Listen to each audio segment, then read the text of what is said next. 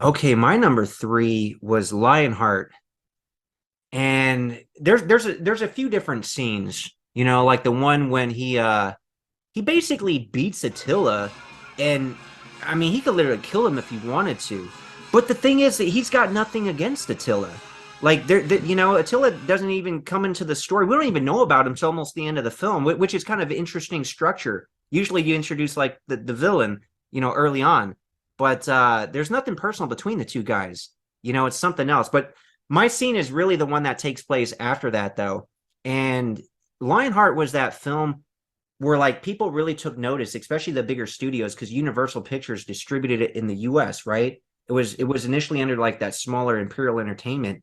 But then I guess when they did some test screenings, they said, this guy's got something. He's bigger and could be bigger than just like the karate guy that we've seen him in, Bloodsport, Kickboxer. This guy could really go mainstream and not just be relegated to the karate guy, which is what Van Damme always wanted to do. He wanted to be bigger and do like action movies like Arnold did, not these karate films per se. But it was really the scene when he's with the niece, and he's all bloodied up, right? Because he just almost got his butt kicked by Attila. He's got his broken rib and everything, and she's packing the suitcase, and he's basically just telling her that he can't go with them, and she's like crying, and you gotta go, you gotta come, and then the Legionnaires are outside. You could tell they're like, oh man, this is heartbreaking, and these are like tough stoic men, but like it even like hits them. It's like, God, man, do we really got to take him back, But Van Damme's performance and just like there's a real sweetness about that character. It's like, look, he just beat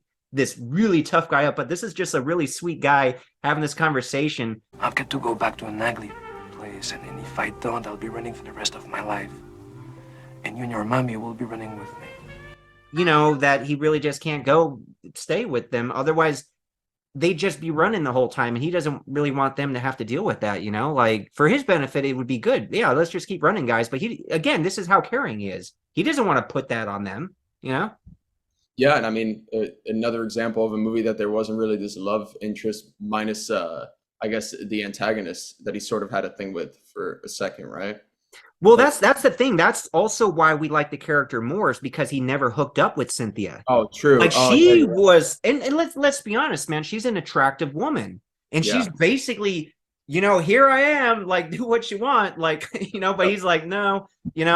like That's not what yeah, he you, broke you gotta out for. respect that, man, because No. again, he's not really doing anything in general that would really benefit himself. He's not just, going to that like basic, trying to fulfill his basic desire needs or whatever. It's more important. So that's why we really connect with that character, right?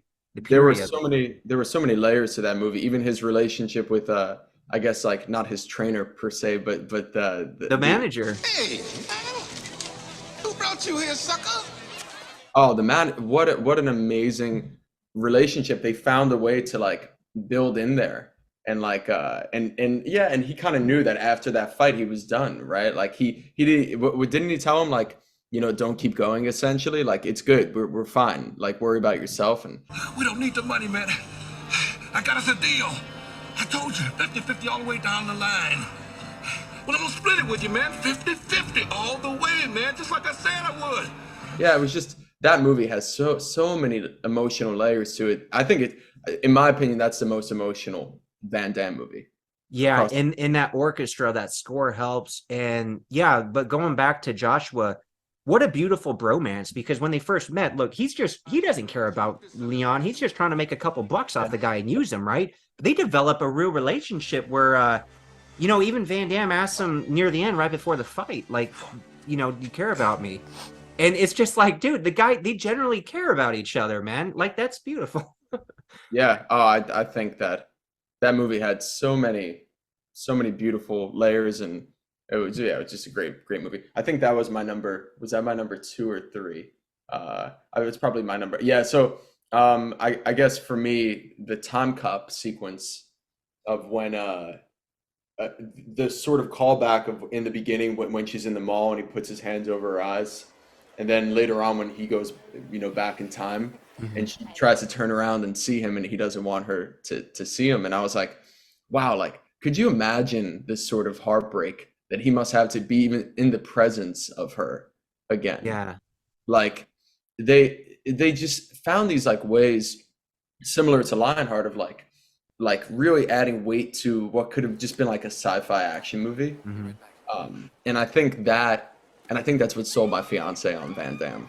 I Oh, think that nice. of her just being like, wow, and he reverses it at the end, right? Like he gets her back, Mhm. which goes against every like time, rule in the book that you can't really do that, but sure. But like something about that movie, I was like, I remember the first time I saw it, and I was like, wow, I can't believe they kill her in the beginning. One man is determined to stop him. I cannot go back to save her. This scumbag is not going back to steal money. Like that was like like eerily dark, even for a Van Damme movie. They really like Yeah. went, for that.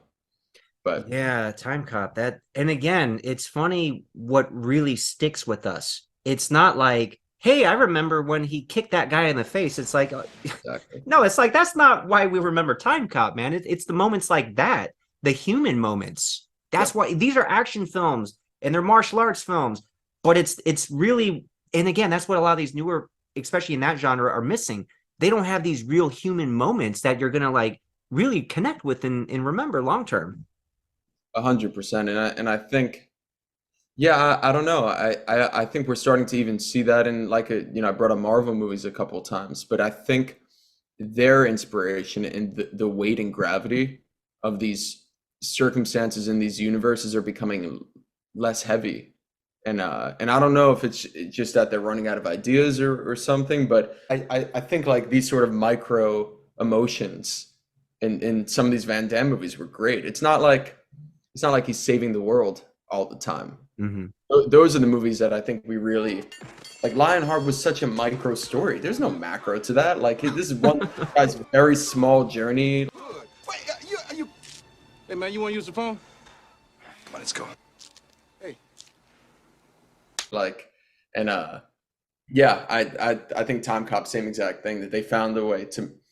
I guess my point to wrap that up is like it easily could have been a movie about him going after the guy that's using time to win elections or whatever he was doing, but being they added that sort of personal touch at the end, that not only does he stop the bad guy and save the world essentially, but he kind of gets this very, his own personal journey. Like that made that movie a billion times better in my opinion. Oh, big time, big time. Because basically you have your main A plot, and then it merges with like the B subplot, and then they basically have to they like simultaneously resolve, like they're directly linked in a way.